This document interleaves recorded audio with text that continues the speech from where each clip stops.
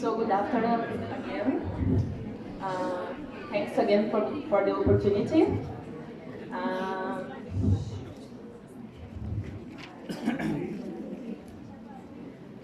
I want to start with a very strong and for me one of the best ways to communicate with people is with a smile. So sometimes we don't know how to speak a language. I'm becoming a very expert in alternative communication when I came to India. Because even if I don't know how to speak Malayalam, people talk with me all the time. Not only with words we use to communicate. We communicate with our face, we communicate with our body, we communicate in so many ways. So even here now, I'm communicating with people all the time. So this is very important for me because it's talking about this topic without saying any word. So I will start with a video, very short one, that I don't know if you already know this one, but if you don't know, I think it's a good opportunity to know, and it talks a lot without use any word. So let's start.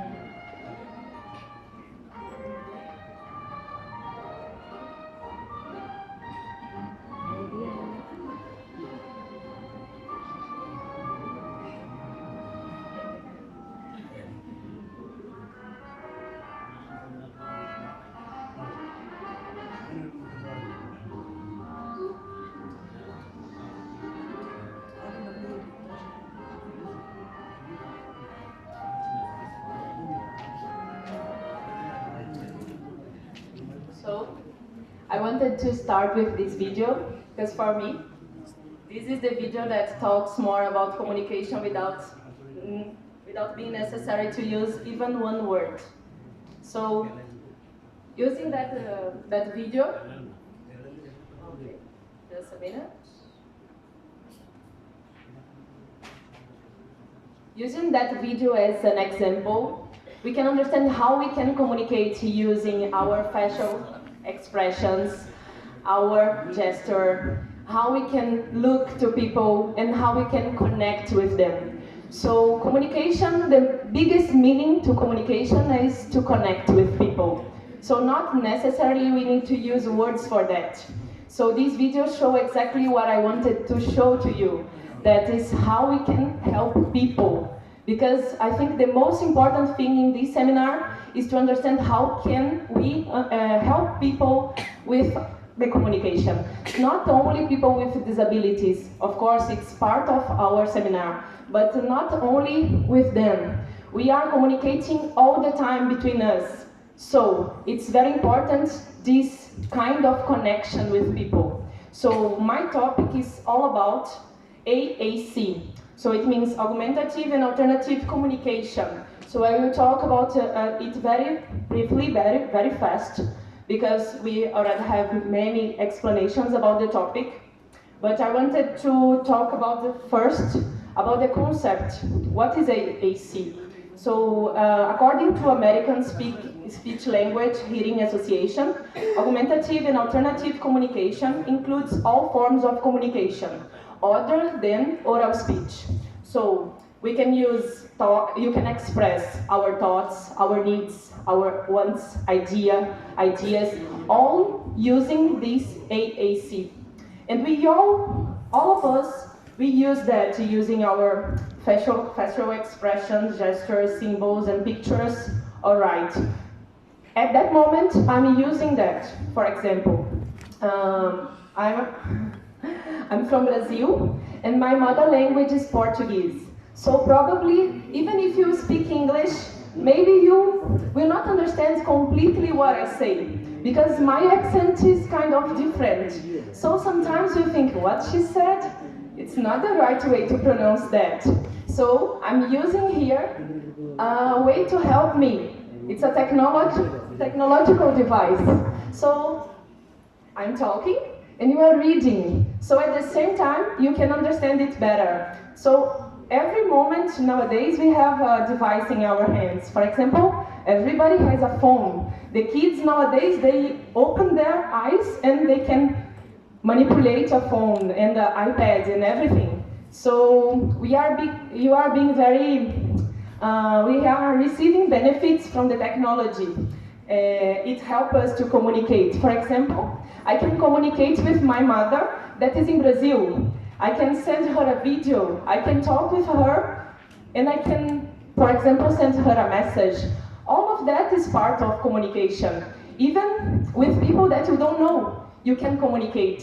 So it's a very good way to understand communication in a bigger picture. So, and I feel, since I went to India, I need to develop that a lot. Because, for example, if I go to any other place and I don't know how to talk with the rickshaw, the driver, and I can show the map, and I just show the map, and he will understand where I want to go. Or, for example, maybe I just say the name, okay, Trivandrum. Of course, it will be different the way you say Trivandrum. I say Trivandrum because of my accent. But you understand me, even with that small difference, we can communicate. It's a kind of, we need to want that. So anytime you smile to me, anytime you look into my eyes, you are communicating with me and I'm communicating with you. So this is all part of AAC too. So we use that all the time. We can use gestures like, for example, I wanted to go to the bathroom now and it was full of people and I just did that. People understood that I wanted to pass. So we can use that kind of possibility to communicate, even if we don't know how to express that in language, in words. So it's only one perspective that we can go more deep now. So when we understand it from the concept, augmentative is to supplement or to enhance the communication method or methods that the person already has. So you add something. And the alternative, instead of the communication methods or methods the person already has. So we use a different one. You don't need to forget what the person already has. For example, I know how to communicate and I'm able to communicate with words, but sometimes I will prefer to communicate with my face. For example, sometimes I don't like something and I will just look like that. Here in India, I think and I see you are very expressive people. So even maybe I will use the word in the wrong way, but I will try. Hasas, that you have that expression, facial expressions in dance and all. So we can understand if that dancer and that person that is doing that movement and all, if it's angry or smiling, or there are so many ways to show using your face what are you feeling. So it's about communication and alternative communication too. So everybody has a way to communicate, whether it's speaking, using signing, using body language, eye gaze, writing, or even using a speech-generating device. That we will talk about that after, okay? So we are starting from some type of communication that we don't need to use anything from outside. And this image talks a lot for me too. So I wanted to use some image that can really show what that kid is saying. Because you look to that kid and you understand. He's saying something. And it's very important to understand that difference. It's not being able to speak, it's not the same as not having anything to say. So even when the person cannot communicate using words, even if the person has some problems, disease, or anything that limitate the communication using words, that person can use other ways to communicate. It don't mean that that person don't have anything to say. All of us, we have things to say, we have things to communicate. So sometimes people will use their behavior. So they will use body language, other things to communicate. Sometimes because other methods don't seem to work, or sometimes because that person is not able to communicate in that way specifically. So who can benefit from AAC? Anyone who is unable to speak or whose speak is difficult to understand. So we give some examples about that, I give some examples about that. So if the person is not able to use the words and the speech to communicate, people can use AAC. Not only because of disease, but many causes. So there are no non-cognitive or other prerequisites that are necessary for a child to use AAC. Include how they behave.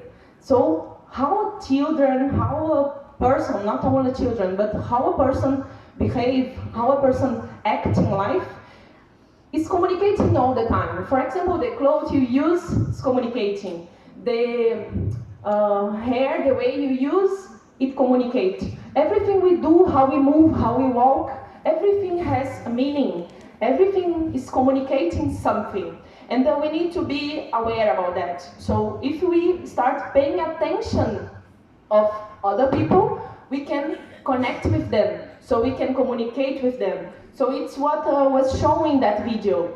They didn't say any word, but after that experience that man needed to stop that car, after that man started paying attention about others. So this concept of empathy, this concept of communication is bigger than only use words. Of course, if we can use words, maybe we will be able to communicate better, but it's not only that. We have many ways to communicate. So maybe people have temporary or permanent need for AAC. It means maybe that person will use only that for a short period of time, not the whole life. And other people will need to use that for the whole life. So there are differences about the use of this AAC. And I want to talk about the Aac population. It means which categories we have to understand Aac as who use that. So we have two different types, different categories. Now we are talking about the diseases, not only about anyone can communicate. Now we are looking to that in a perspective of the disease, of the disability. Okay? So the first one is a congenital disability, and the second one, acquired disability. It means the congenital one, the person will come with that. And the acquired, it's something that happened in that person's life that will change that ability to communicate. So in congenital disabilities, they acquire language while using Aac strategies. So it means, for example, it's a kid, and that kid needs for a period of time, that kids need help to communicate. For example, a paper and writing or drawing or something like that. Maybe this technique can help that person to develop their possibility of communication. It means can develop the speech. By looking that, by repeating that, it can be developed. For these people, for example, it will be temporary, not always like that, not all the life. So I came with some possibilities for these diseases. Our friend told about the autism today, autism spectrum disorder, cerebral paralysis, developmental disabilities, intellectual disability, developmental apraxia of speech, and genetic disorders. They are only examples. There are so many more, so other possibilities, not only that, but I wanted to show you some options.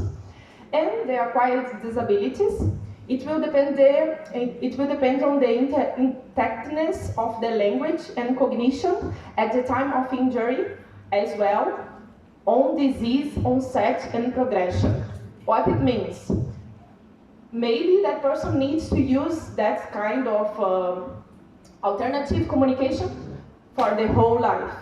Maybe that person will lose the possibility to communicate using words. But maybe it's the only temporary thing. That person will again start with the possibility of communicate using words. And this includes cerebrovascular accidents, traumatic or acquired brain injuries, neurodegenerative diseases. We have some examples here: amyotrophy lateral sclerosis, supranuclear palsy, primary progressive aphasia, and apraxia. Disability following surgeries. When you do a surgery and it affects the capacity of speech, of talking. Glossectomy, laryngectomy, and temporary conditions like intubation for patients in critical care settings. I wanted only to show you possibilities of diseases that we can use and we can apply AAC. So how we can apply that? I will show some AAC systems. The design of the AAC systems incorporates each individual's strengths and needs. It means every each person has their own necessity. It's not because that person has some kind of disease that that person will adapt to one specific type of AAC. Maybe not. Maybe that person will need a different one. So it's very important for who will help that person, who will try to find a specific AAC that fits to that person, is to understand that person, is to understand that necessity. It means with whom that person communicate, what kind of communication that person needs, what kind of environment that person lives. So it's much more than just offer a device, much more than just give a notebook or something like that. You can understand better the person and give a better option if you really go deep in what that person needs. It incorporates the individual's full communication abilities and may include existing speech. It means even if that person has the opportunity of speech, of talking, and it's not very easy to understand, we cannot eliminate that. We can use that and develop that. We can add other options. We can add more things to that thing that that person already has. So it's not about, okay, it's difficult to understand that person, let's not use the speech, let's do something else. No, we need to incentivize that person, we need to develop that possibility and also add something more. And we can give that options to that person. And it can be vocalization, gesture, language spoken, and some form of external systems. An individual may use multiple modalities or many systems of AAC in combination, allowing for change based on context, audience, and communicative intent. That's what I'm saying. We don't need to choose. It's not only speech or drawing, it's speech or picture, it's speech or gesture. No, we can add all. We can use as something complementary. we can connect all of them. So for that, we have many options. And I will talk about the systems, okay? We have four kinds of systems that comes from the less technological to the more technological. So the first one will be light tech, sorry, no tech. The second one will be light tech or low tech. The third, mid tech, and the fourth, high tech. I came with this picture because I thought it's very interesting. When you go, for example, when you are doing something in your home, you don't need only one tool. You use many different types of tools to do something. So not because you have a very strong machine that you would not need the easier or mechanical one. So you can use all them together. So now we are talking about the forms. And there are two types of AAC. The first one is unaided, and the second, aided. The unaided don't require external tool. It means that person will use only the, okay, I'm almost there. That person use only what that person has. It means the body, or the gesture, the eyes, the face, everything that don't need to have anything from outside. Only what they already has. And the second one requires some form of external support. So it comes from outside, not only electronic. It can be electronic or non-electronic one. So just passing that very fast, because we already talked about all of them. So just to do that connection, unaided will be the non-tech ones. It means gestures, manual signs, facial expressions, vocalization, verbalization, body language. We don't need any tool outside of our body. Everything is already there. And the aided will be low-tech and light-tech. That can be pictures, objects, photographies, writing, communication boards, and books. And the high-techs will be more connected with the technology, bigger, more strong technology. Speech-generating device, single message devices and recordable digitalized devices. AAC softwares, it means more technological, more, you need to use something outside and more with technology. Maybe a phone, maybe an iPad, or something that can help you to speech, to say what you wanted to say. It means you will use some kind of touching or pointing, and that machine will say the words that you cannot. Okay? So this is the high-tech ones. And to finish, you see, it was very fast. I wanted to show you a picture and offer you a quotation from someone that I admire and like a lot, Carl Gustav Jung. Know all the theories, master all the techniques, but as you touch a human soul, be just another human soul. Thank you.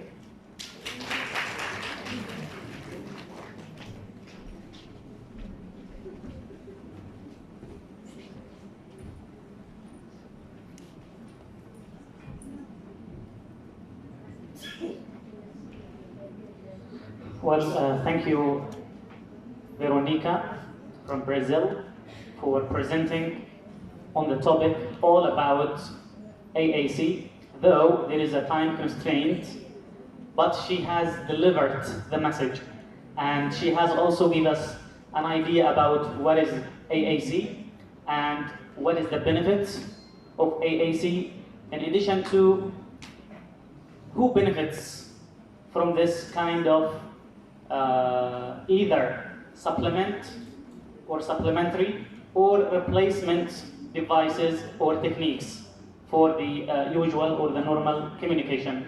She has also discussed who are the population, the categories, and also the systems that are used. And she came to an interchangeable term, which is SGD, which is speech generating device. It is the same as AAC. So either you use that term or that term, they are interchangeably used. And finally, she came to classify the forms of AAC that are unaided or the aided ones. Thank you for the presentation and for the information. If there is one or two questions from the wonderful audience for Veronica, please raise your doubt or question to her.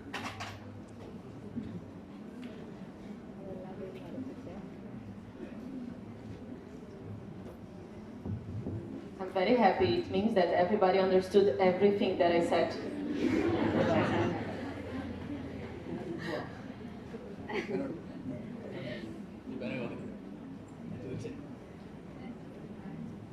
So no questions? We can wind up. Thank you so much. Thank you very much, Veronica, madam, and Dr. Amin Ali Al Jamal for completing the session with